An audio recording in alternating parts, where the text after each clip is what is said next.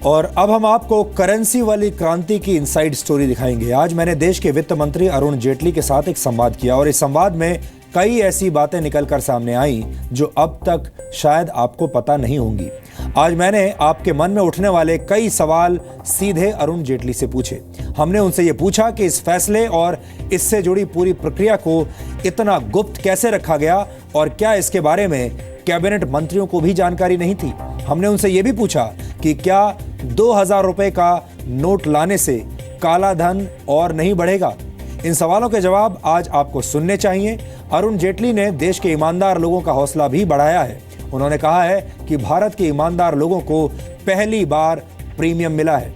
मुझे यकीन है कि इस इंटरव्यू को देखने के बाद आपके मन में मौजूद सभी शंकाएं दूर हो जाएंगी।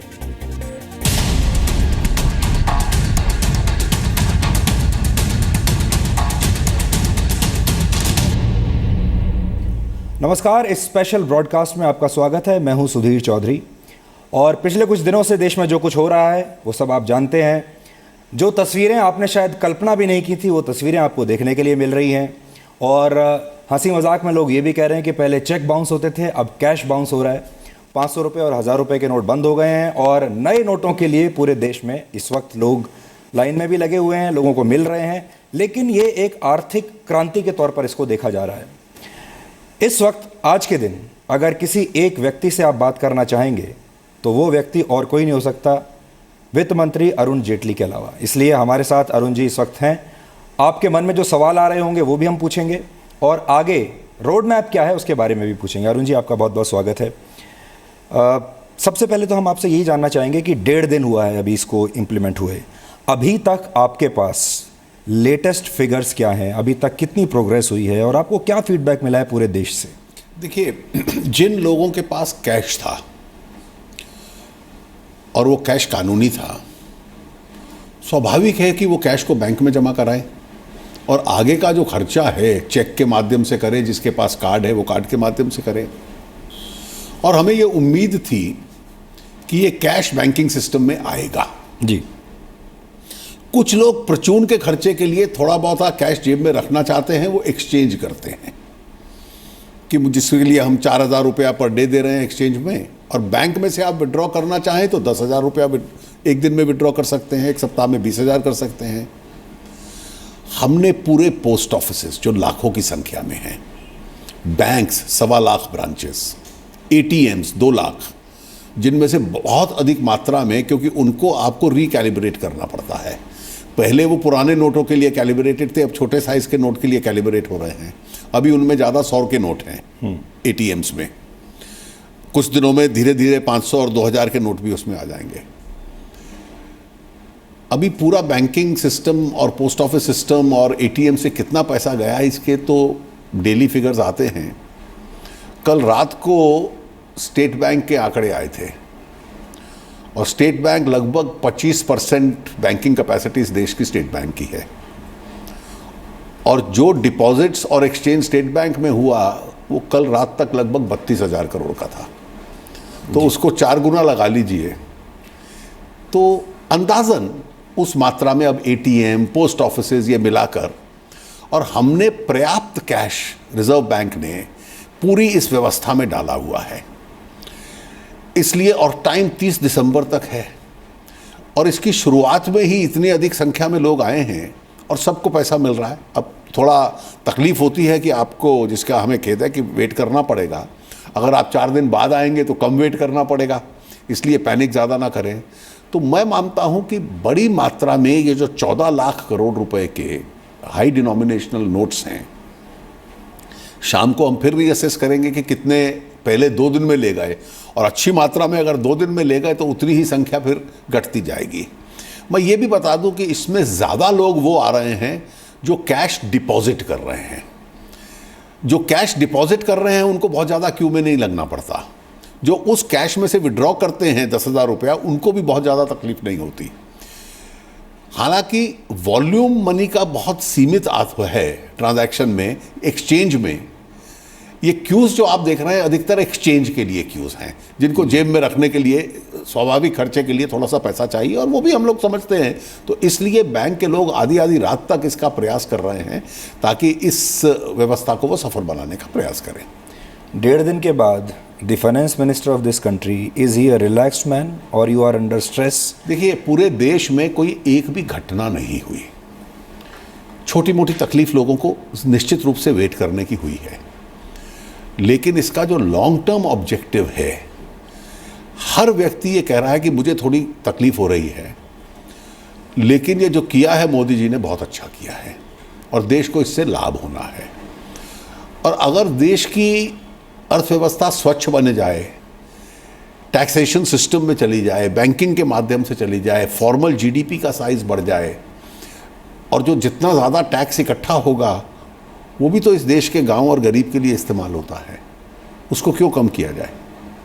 एक सवाल जो सब पूछ रहे हैं वो ये है कि 500 और 1000 रुपए का जो नोट था वो अपराधियों का, काला धन वालों का, ड्रग, टेररिस्ट, इनका मनपसंद नोट थे ये, और आप 2000 रुपए का नोट और ले आए। देखिए, आपको फंक्शनल ईज भी रखनी है। एक तो अगर रिप्लेसमेंट जैसे हम कर रहे हैं, उस रिप्लेसमेंट में अगर 2000 का ना हो और सब छोटी करेंसी में देने पड़े तो रिप्लेसमेंट में और बहुत तकलीफ होती है।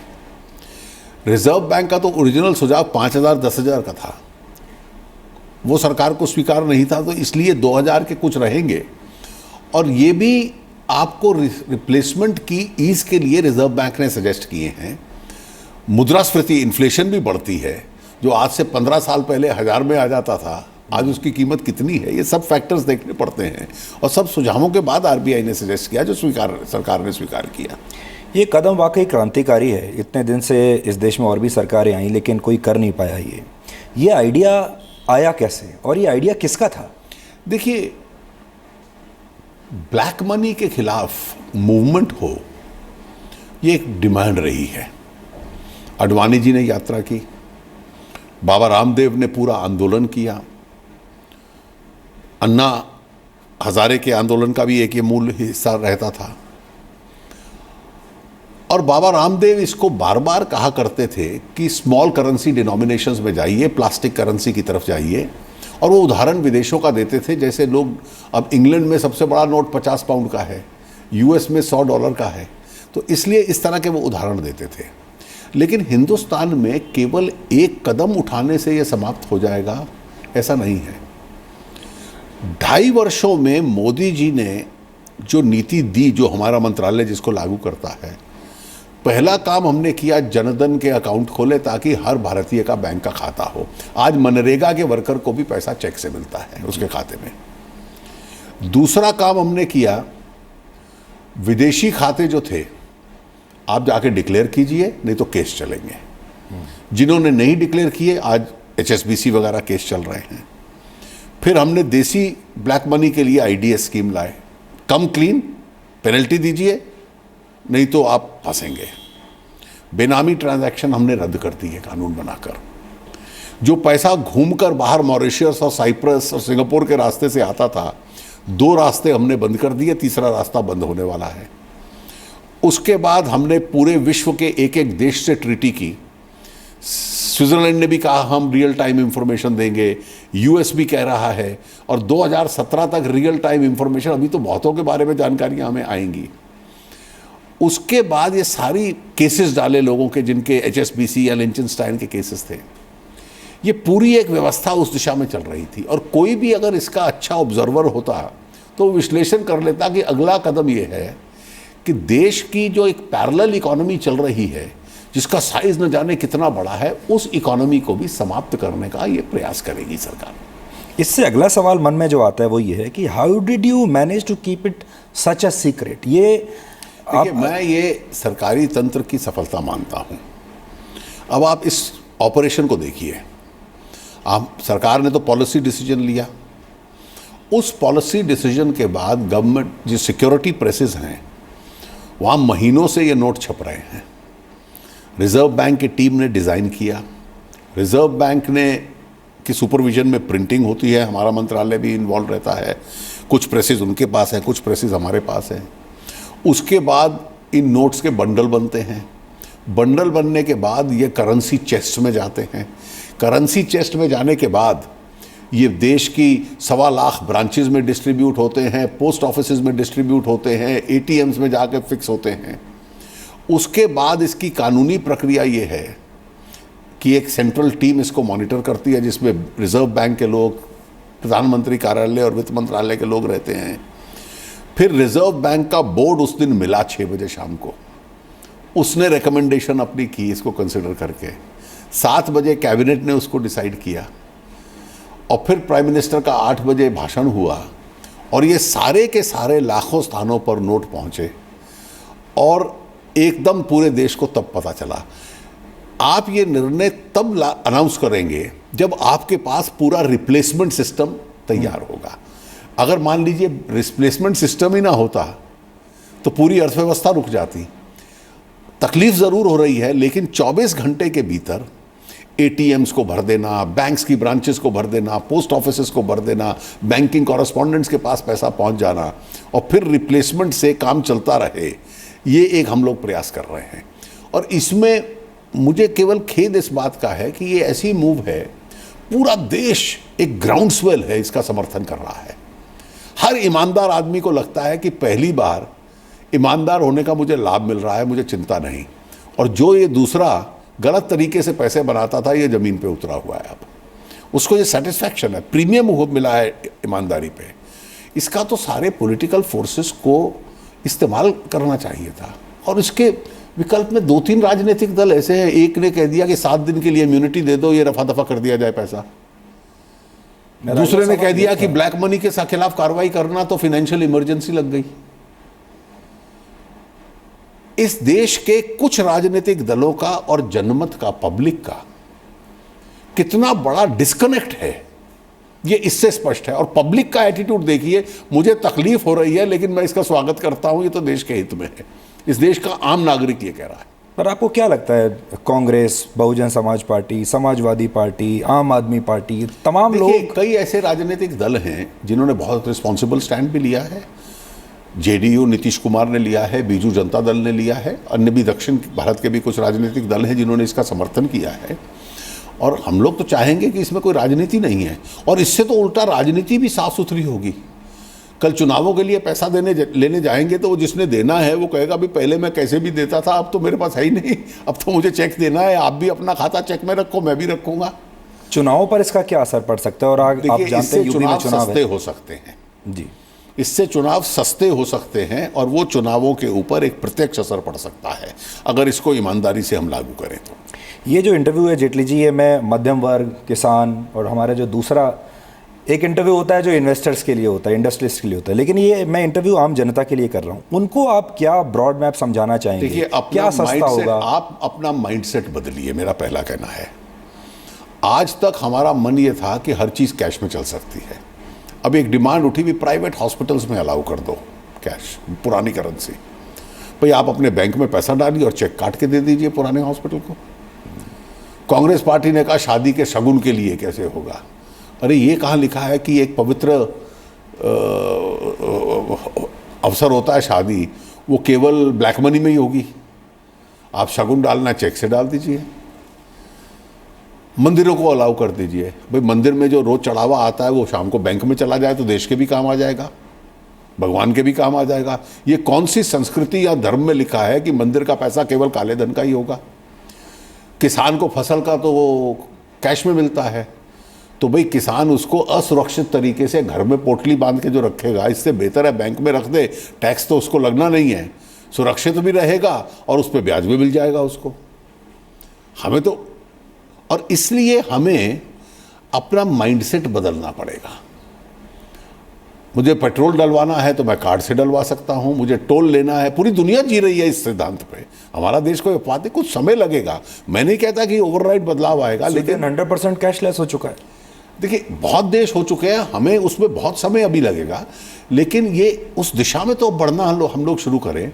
मतलब मैं तो पहले हम लोग देखते थे कि दुनिया में कहीं भी आप बाज़ार में जाइए या खाना खाने जाइए, कुछ सामान खरीदने जाइए, तो ये लोग क्रेडिट कार्ड से ही जनमानस का जीवन चलता है। और हमारे यहाँ तो सोचना पड़ेगा। अब ये खबरें आई कि कुछ लग्जरी परचेजेस, गोल्ड परचेजेस आधी रात तक चले, बैक डेट में चल रहे हैं।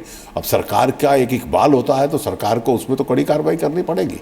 जेटली जी, 86% जो यूजेज है वो हमारा 500 और 1000 रुपए के नोटों का है, उसको आप कैसे कम करने के लिए कोशिश करेंगे? देखिए, कुछ तो इसमें स्क्वीज हो जाएगा, सारा 14 लाख करोड़ शायद ना आए। अब देखना होगा कितना आता है कितना नहीं आता। जो क्राइम में लगा पैसा है, कौन रिस्क लेगा उसको करने की? जो हाई डिनोमिनेशन लोगों के पास है वो तो टैक्स भी लगेगा और 200% पेनल्टी भी लग सकती है। मैं तो बार बार ये कह रहा हूँ, जिसके पास 2 लाख रुपया है उसको चिंता की कोई गुंजाइश नहीं, लेकिन अगर वो 2 करोड़ डालेगा तो इनकम टैक्स फिर अपना काम करेगा। तो इसलिए कुछ लोग इसको, जो जिनके पास इलीगल फंड्स हैं, वो इसको एक्सटिंग्विश कर देंगे, समाप्त कर देंगे। तो स्वाभाविक है कि कुछ पैसा सिस्टम में से बाहर जाएगा, और उसके बाद जो अभ्यास बनेगा लोगों का वैकल्पिक तरीके से ट्रांजैक्शंस करने का, उसमें भी थोड़ा सा कैश ट्रांजैक्शंस कम होंगे। लेकिन सबसे ज़्यादा सवाल वही 2000 रुपए के नोट पर उठाए जा रहे हैं। फाइनली सरकार की मंशा क्या है? आप चाहते हैं कि लोग 1000, 2000 के नोटों पर ही रहें, या आप चाहते हैं कि लोअर डिनोमिनेशन पर आए? देखिए, आपको हर तरह के नोट चाहिए होंगे।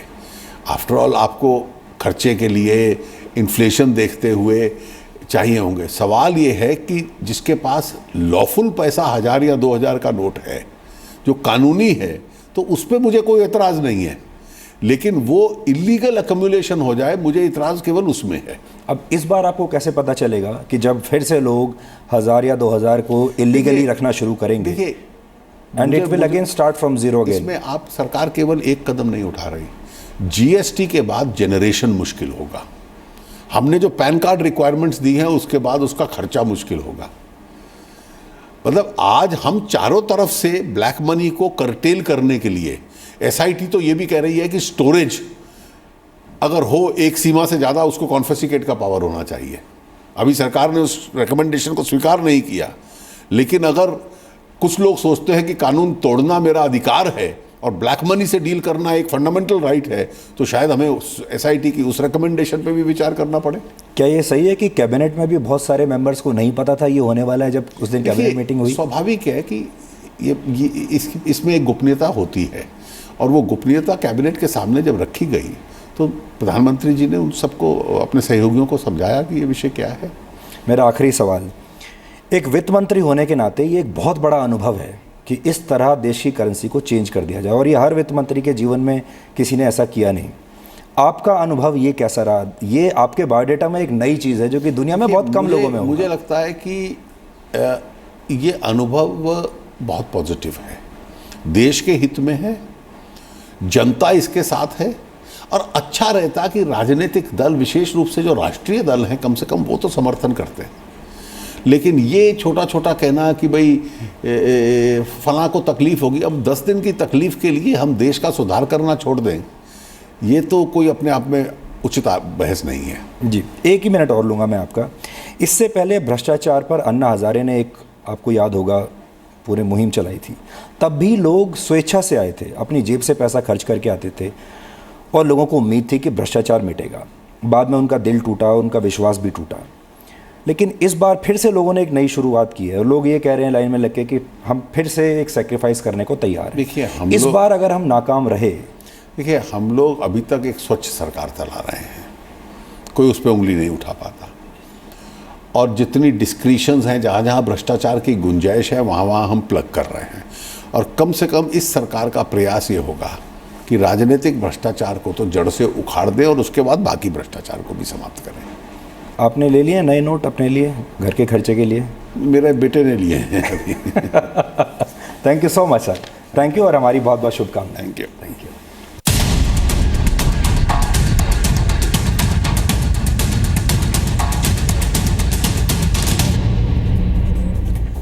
यहाँ पर मैं एक रोचक जानकारी भी आपके साथ शेयर करना चाहता हूँ। कल मैंने आपको बताया था कि काले धन को सफ़ेद बनाने के लिए कई लोग रेलवे रिजर्वेशन करवा रहे हैं और फिर उसी टिकट को कैंसिल करके रिफंड हासिल करने की कोशिश कर रहे हैं। लेकिन ये सिर्फ एक तरीका है काले धन को सफ़ेद करने के लिए। भारत के कई बेईमान लोग नए नए तरीकों की खोज कर रहे हैं। ये तो सिर्फ एक ही तरीका था, और इसके लिए अब भारत के बहुत सारे लोग इंटरनेट का सहारा ले रहे हैं। देश में 500 और 1000 रुपए के नोट बंद होने का असर अब गूगल सर्च पर भी दिखाई दे रहा है। गूगल पर अब लोग ब्लैक मनी के बारे में सर्च कर रहे हैं। गूगल के आंकड़ों के मुताबिक काला धन रखने वाले भारतीय लोगों ने इंटरनेट पर खूब पसीना बहाया है और हर तरह का जुगाड़ लगाने की कोशिश की है ताकि उनका काला धन किसी तरह बच जाए। हम आपको 2 सर्च टर्म्स के बारे में आज बताना चाहते हैं जिन्हें गूगल पर सबसे ज्यादा सर्च किया गया है। पहली है how to convert black money to white और दूसरी सर्च टर्म है what to do with black money. ये 2 सर्च टर्म ऐसी हैं जिनके बारे में सबसे ज्यादा काम किया है। भारत के बहुत सारे लोग इन्हें गूगल पर सर्च कर रहे हैं। इन दोनों सर्च टर्म्स को गुजरात, हरियाणा, महाराष्ट्र, दिल्ली, उत्तर प्रदेश और कर्नाटक में सबसे ज्यादा सर्च किया गया है। इससे यह पता चलता है कि लोगों के पास काला धन मौजूद है और वो उसे किसी भी तरह व्हाइट में कन्वर्ट करने के लिए बेचैन हो रहे हैं।